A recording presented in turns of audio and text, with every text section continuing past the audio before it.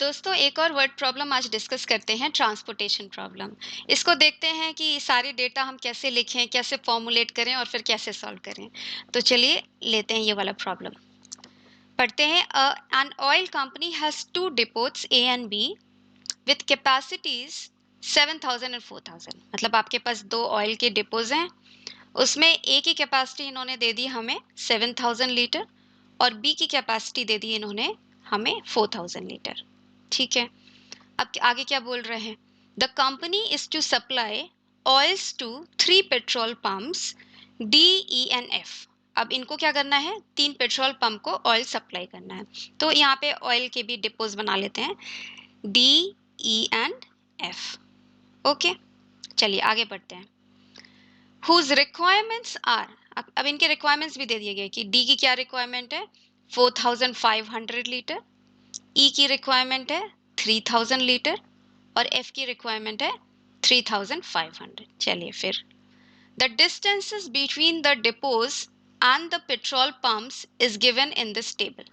Depot और petrol pump के बीच का डिस्टेंस, तो अगर हमें कुछ बाद में देखना नहीं पड़े तो हम यहीं पे लिख लेते हैं डिस्टेंस। ओके, ए से डी का डिस्टेंस दिख रहा है, ए से डी का डिस्टेंस 7 है, ए से ई का डिस्टेंस 6 है, तो यहाँ पे हम लोग सब लिख लेते हैं। ए से ई का डिस्टेंस इज 6, ए से एफ का डिस्टेंस इज 3, डी से ई बी का डिस्टेंस इज क्या है? 3, यहाँ पे लिख लिया 3, ये डिस्टेंस इज 4। हम ये सब डायग्राम में लिख लेते हैं कि बार बार हमें क्वेश्चन नहीं पढ़ना पड़ता। फिर ये 2 है, ठीक है, सब लिख लिया हमने। अब पूछ क्या रहा है? Assuming that the transportation cost of 10 litres, 10 litre का ट्रांसपोर्टेशन कॉस्ट क्या बता रहे हैं ये? कि 1 रुपीज पर किलोमीटर है, 1 रुपीज पर किलोमीटर। 1 लीटर का निकालना है, ज़्यादा कन्वीनियंट रहेगा ना।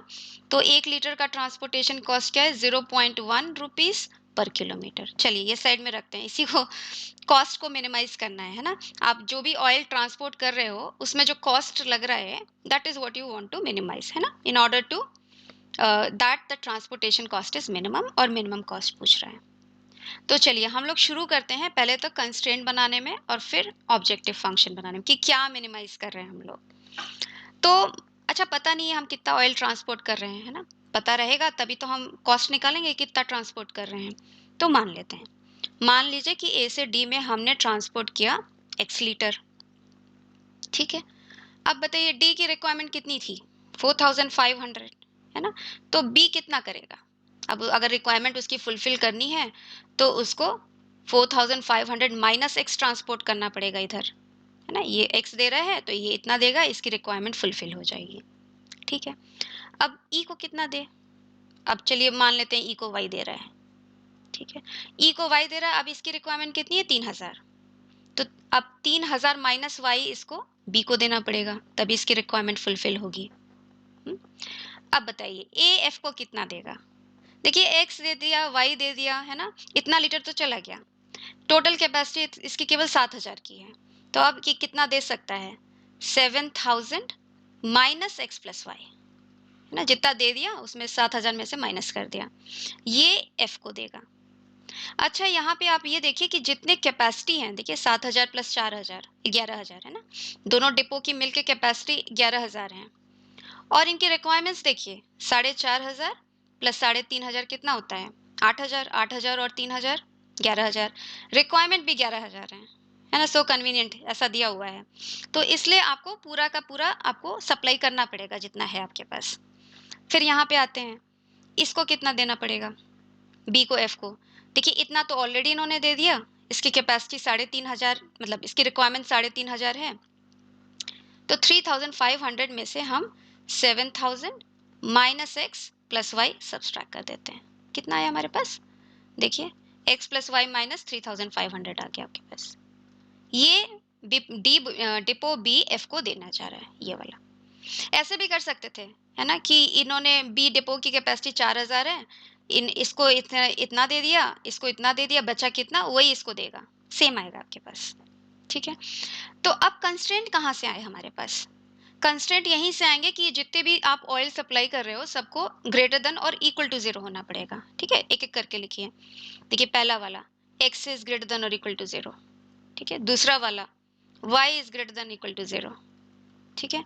ये वाला लिखिए ऐसा पूरा लिख लेते हैं, 7000 minus X plus Y is greater than और इक्वल टू 0। यहाँ से क्या है आपके पास कंस्ट्रेंट कि x plus Y is less than और इक्वल टू 7000, है ना। इसका बताइए, यहाँ से आया आपके पास कि x plus Y minus 3500 should be greater than equal to 0, और यहाँ से आ जाएगा आपके पास कि x plus Y is greater than और इक्वल टू 3500। ये कंस्टेंट आ गया। और बताइए, यहाँ से देखिए कि इसको पॉजिटिव होना है, that means x is less than 4500, यही लिख लेते हैं, x इज लेस देन 4500। यहाँ से इसको भी 0 से बड़ा होना है, that means y is less than 3000। ठीक है, ये सब आगे कंस्ट्रेंट्स आपके पास। ओके, अब चलिए ऑब्जेक्टिव फंक्शन बनाते हैं। देखिए x लीटर आप दे रहे हो, है ना, ए डिपो से डी डिपो में x लीटर जा रहा है। ओके, और कितने किलोमीटर है ये? 7 किलोमीटर है। ओके, और हर एक लीटर में कितना पैसा लग रहा है? 0.1 रुपीज 1 किलोमीटर का। तो कितना लगा? 0.1 इंटू 7, है ना, 1 किलोमीटर का 0.1 लग रहा है, तो 0.1 इंटू 7, और कितने लीटर आप ले जा रहे हो? इंटू एक्स, है ना, इतना पैसा लगा एक्स लीटर को ए से डी ले जाने में। सिमिलरली आप देख रहे हो वाई ले जाने में कितना लगेगा? 0.1 इंटू क्या, कितना किलोमीटर है ये? 6 इंटू वाई ना, तो आप समझ गए ना, 0.1 सब में मल्टीप्लाई हो रहा है, और हमने 7 इंटू एक्स चाहिए मुझे, 7 into X plus 6 into Y plus ये 3 किलोमीटर है। ओके, 3 इंटू ये पूरा जितना आप ऑयल सप्लाई कर रहे हो, 3 इंटू ऐसा लिख लेते हैं 7000 माइनस एक्स प्लस वाई। देखिए एक्स और वाई वेरिएबल हैं केवल, तो ये लेटर ऑन सिंप्लीफाई हो जाएगा हमारे। यहाँ आते हैं, प्लस कितना किलोमीटर है ये? 3 टाइम्स, है ना, 3 times into that, 3 times into 4500 minus X plus 4 into ये 4 इंटू 3000। आप अपने से सिंप्लीफाई करके बताइए आपके पास क्या आ रहा है, प्लस 2 इंटू ये 2 into X plus Y minus 3500। ठीक है, अब सबको हमने क्या किया? 0.1 जो कॉस्ट है उससे मल्टीप्लाई कर दिया। करना क्या है आपको? ट्रांसपोर्टेशन कॉस्ट आपको मिनिमाइज करना है, राइट। तो ये प्रॉब्लम आ गया आपके पास मिनिमाइजेशन का, minimise subject to these constraints. देखिए आपके पास ये आ जाना चाहिए, okay, minimise this subject to these constraints. अब चलिए कंस्ट्रेंट बनाना चालू करते हैं। पहले तो ये देख लीजिए, x लाइज बिटवीन 0, तो ये आपका x is equal to 0 line है, ये वाली, है ना, और less than 4500, x less than 4500 line बना सकते हैं हम लोग। ये आई आपके पास 4500, x is equal to 4500 line आ गई। ओके, x को इससे छोटा होना है, तो छोटा होना है तो कहाँ जाएंगे हम लोग? इस साइड ना, इसका इसका इधर का रीजन, सब पॉजिटिव है, एक्स और वाई दोनों पॉजिटिव है, तो हम पॉजिटिव क्वाड्रेंट के बाहर की बात ही नहीं करते हैं। ठीक है, ये आ गया आपके पास region. Okay, and what, y is less than 3000, 3000 इधर आ गया। Okay, y is less than 3000। अब कहाँ रह गए हम लोग? केवल इतने से रीजन में रह गए, है ना। x plus Y is greater than और इक्वल टू 3500। बताइए 3500 कितना है, कहाँ है? 1 2 3, यहाँ पे 3500। ओके, यहाँ पे 3500। ठीक है, ये आ गई आपकी लाइन। ओके, ग्रेटर देन, ठीक है, कौन सा रीजन? इधर वाला रीजन इस लाइन का कि इधर वाला रीजन? 0 0 है, 0 ग्रेटर देन 3500 नहीं ना, तो इसमें ओरिजिन नहीं है। ओरिजिन नहीं है का मतलब इधर वाला रीजन, राइट। तो इसका मतलब अब कौन सा रीजन कॉमन हुआ सब में? ये वाला ना, ये रीजन कॉमन हो गया। एक और कंस्ट्रेंट बचा हमारे पास कि x plus Y is less than और इक्वल टू 7000। तो कौन से दो पॉइंट्स हैं? 0 7000, 5 6 7, 0 7000 और 7000 कॉमा 0, आई मीन उल्टा 7000 0 एंड 0 7000। तो ये आ गया आपके पास ये लाइन। ठीक है, अब लेस देन है, 0 0 है मतलब इस साइड का रीजन चाहिए आपको, ये वाला रीजन, ये वाला। ठीक है, अब चलिए, अब ये रीजन आ गया फिजिबल रीजन, है ना। इसके कॉर्नर पॉइंट्स देखिए, 1 2 3 4 5 कॉर्नर पॉइंट्स हैं। आपको पांचों कॉर्नर पॉइंट्स निकालने पड़ेंगे, है ना। थोड़ा अच्छा डायग्राम यहाँ पे बना हुआ है, ये आ गया। ठीक है, पांचों कॉर्नर पॉइंट्स निकालिए। ये पॉइंट बताइए, इसको नाम दे देते हैं। A B C D E, ये पॉइंट बताइए। पहले हम सारे लाइंस के इक्वेशन लिख लेते हैं। Okay, this line is x plus Y is equal to 3500, ये वाली line is x plus Y is equal to 7000, this is x is equal to 4500, this is y is equal to 3000, right? That's all. अब चलिए जल्दी फटाफट point बताते हैं। ए point क्या है, इस लाइन में है और एक्स एक्सिस पे है ना? क्या इसका मतलब y जीरो रखिए, सो 3500, 0, ये पॉइंट आ गया। बी पॉइंट बताइए, बी पॉइंट कहाँ है? इस लाइन पे है ना? बस इसका मतलब इसका है y कोऑर्डिनेट तो 0 आपको दिख रहा है, 4500 0।